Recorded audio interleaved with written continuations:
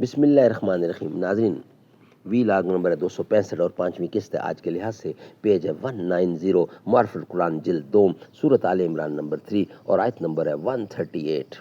ناظرین، روزانہ کی بنیاد پر ہم آپ کے سامنے رکھ رہے ہیں قرآن کریم کا ترجمہ، تشریح، تفسیر اور تلاوت کلام پاک۔ ناظرین، اس کتاب کا ٹائٹل ہے معرف القرآن جلد نمبر 2، سورۃ آل عمران سے لے کر سورۃ النساء تک، پارہ نمبر 3 کا رکوع نمبر 9 سے لے کر پارہ نمبر 6 کا رکوع نمبر 4، اور رائٹر ہیں اس کتاب کی حضرت مولانا مفتی محمد شفیع صاحب عثمانی رحمۃ اللہ علیہ، مفتی اعظم پاکستان۔ نحمدہ ونصلی علی رسولہ الکریم، بسم اللہ الرحمن الرحیم۔ قال النبی صلی اللہ علیہ وسلم، خیرکم من تعلم القرآن وعلمہ۔ بہترین لوگ وہ ہیں جو خود بھی قرآن پڑھیں، دوسروں کو پڑھائیں، سکھائیں اور لکھائیں۔ آنکھ وقف دید تھی، لب مائل گفتار تھا، دل نہ تھا میرا سراپا ذوق استفسار تھا۔ حق تعالی شانہ فرماتے ہیں، ادفع باللتی ہی احسن فاذا الذی بینک وبینہ عداوۃ کأنہ ولی حمیم۔ یعنی برائی کی مدافعت بھلائی اور احسان کے ساتھ کرو تو جس کے ساتھ دشمنی ہے وہ تمہارا گہرا دوست بن جائے گا۔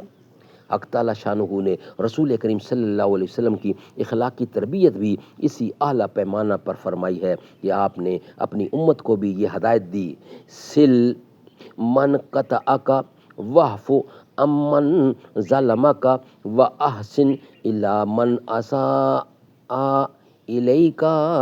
یعنی جو شخص آپ سے قطع تعلق کرے آپ ان سے ملیں، اور جو آپ پر ظلم کرے آپ اس کو معاف کریں، اور جو آپ کے ساتھ برائی کرے آپ اس پر احسان کریں۔ سبحان اللہ، سبحان اللہ۔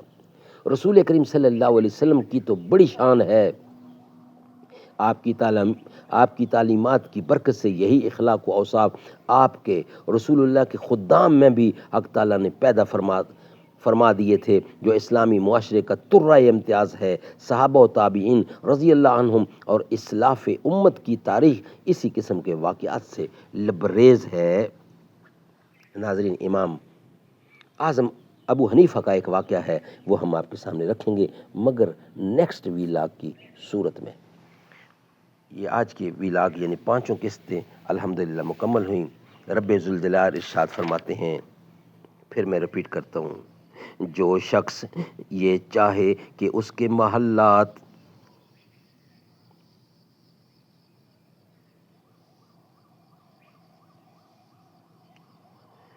ناظرین، حدیث پاک ہے یہ، جو شخص یہ چاہے کہ اس کے محلات جنت میں اونچے ہوں اور اس کے درجات بلند ہوں، اور اس کو چاہیے